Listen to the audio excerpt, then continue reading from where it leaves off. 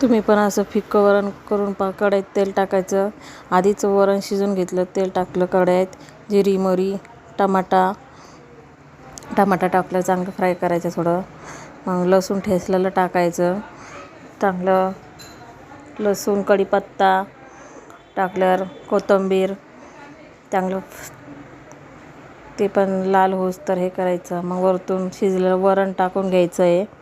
मग चांगलं शिजलेलं वरण टाकून हे सगळं वरण टाकल्यावर एक 5-6 मिनटं उकळी आल्यावर वरण टाकल्यावर हळद मीठ पण टाकलं.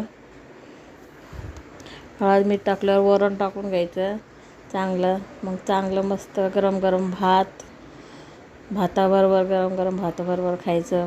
बघा इतकं छान लागतं ना. वरणात कधी पण लसूण ठेचून टाकायचं आणि टमाटर टाकायचं, म्हणजे वरण चांगलं टेस्टी लागतं. तुम्ही पण एकदा करून पहा. भातासंग गरम गरम भातासंग खूप छान लागतं. ह्याचं चिंच पण टाकलं तर चालतं, पण छान लागतं. बाय. राधे राधे.